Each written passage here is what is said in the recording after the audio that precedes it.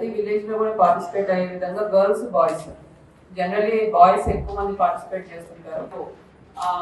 Meeting పెడితే ఖచ్చితంగా వాళ్ళు కూడా వచ్చి పార్టిసిపేట్ చేస్తారు. సో అర్బన్ లో అయితే పీడీ మెప్మా అండ్ ఏఎల్ఎఫ్ ఎస్ఎల్ఎఫ్స్ వచ్చేది అయితే ASHA ANMs let them also participate in the GP level competitions. So GP level maximum participation undali because sports are very important. So this is a very good opportunity to expose our staff also to the sports and వాళ్ళకు కూడా వాళ్ళ health level fitness level కూడా ఒకసారి అర్థం అవుతుంది. దాన్ని బట్టి further steps తీసుకుంటారు.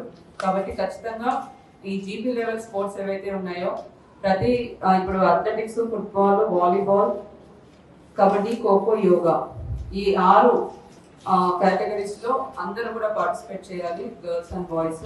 సో అదే ఎన్షూర్ చేసుకోండి. లోకల్ పబ్లిక్ రిప్రజెంటేటివ్స్ ఎవరు ఉన్నారో సో మన జిల్లాలో జీపీ లెవెల్ స్థాయి నుంచి స్టార్ట్ చేసుకొని మండల స్థాయి అలానే జిల్లా స్థాయిలో మనం ఈ స్పోర్ట్స్ కాంపిటీషన్స్ అనేవి కండక్ట్ చేయబోతున్నాము. సో సీఎం కప్ కింద ముఖ్యంగా 3 కేటగిరీస్లో కాంపిటీషన్స్ అనేవి కండక్ట్ చేయబడతాయి. సో బిలో 14 ఇయర్స్, రెండోది 14 to 18 ఇయర్స్, ఆ తర్వాత అబవ్ 18 ఇయర్స్. సో 3 కేటగిరీస్ ఉన్నాయి. సబ్ జూనియర్ వచ్చేసి under 14 both boys and girls. 14 to 18 years వచ్చేసి junior category both boys and girls. Above 18 years అది కామన్ ఉంటుంది senior category men and women. So ఈ 3 categories లో కూడా మనకు కాంపిటీషన్స్ అనేవి జరగాల్సి ఉంటుంది. చాలా క్లియర్ గా జీపీ మండల్ లెవెల్లో ఏమి కాంపిటీషన్స్ కండక్ట్ చేయాలి అని ఇవ్వడం జరిగింది. జిల్లా స్థాయిలో ఏ కాంపిటీషన్స్ అంటే ఏ స్పోర్ట్స్ కండక్ట్ చేయాలనేది ఇవ్వడం జరిగింది. అలానే స్టేట్ లెవెల్లో ఎటువంటి చేస్తారనేది కూడా ఇవ్వడం జరిగింది. సో ఇక్కడ ఉన్న మండల్ స్పెషల్ ఆఫీసర్స్ అందరూ కూడా ఒక కోఆర్డినేషన్ మీటింగ్ మీరు ఏర్పాటు చేసుకోవాలి.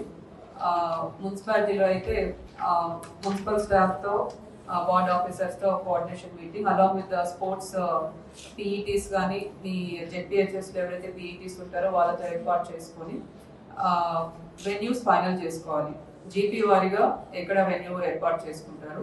మనకు 7th and 8th డిసెంబర్లో జీపీ లెవెల్ కాంపిటీషన్స్ జరగాలి.